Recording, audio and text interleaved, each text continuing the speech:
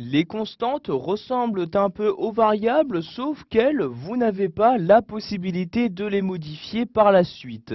En effet, une fois que vous les avez déclarées puis initialisées avec une valeur, vous n'aurez plus la possibilité de modifier cette valeur.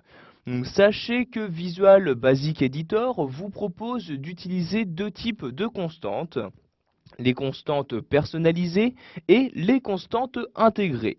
Nous allons dans un premier temps utiliser donc les constantes personnalisées.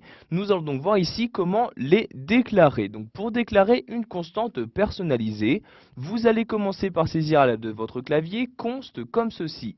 Ensuite, vous appuyez sur la touche espace de votre clavier et vous allez maintenant saisir le nom que vous souhaitez attribuer à cette nouvelle constante. Donc par exemple ici, je vais la nommer val comme valeur.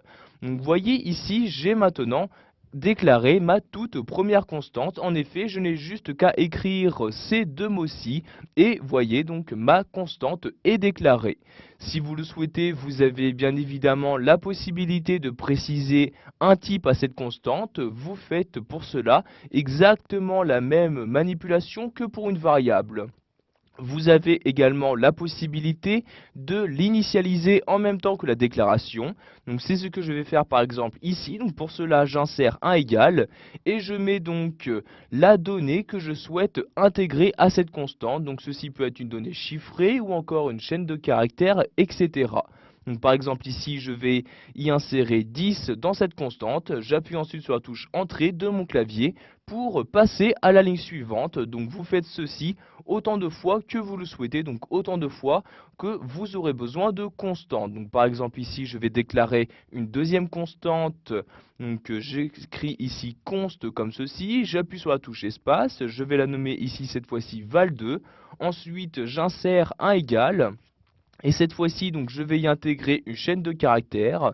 Donc, pour ce faire, j'ouvre tout d'abord mes guillemets et je vais par exemple intégrer à l'intérieur bonjour comme ceci. Ensuite, je ferme ici les guillemets et voyez donc maintenant j'ai déclaré une deuxième constante et j'y ai inséré donc la chaîne de caractères bonjour.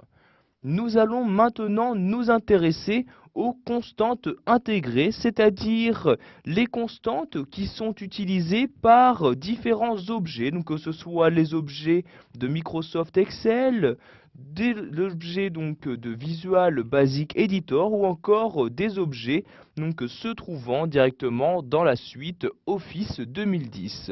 Donc si vous souhaitez afficher ces différentes constantes, vous allez vous rendre en haut et cliquez donc sur le menu affichage.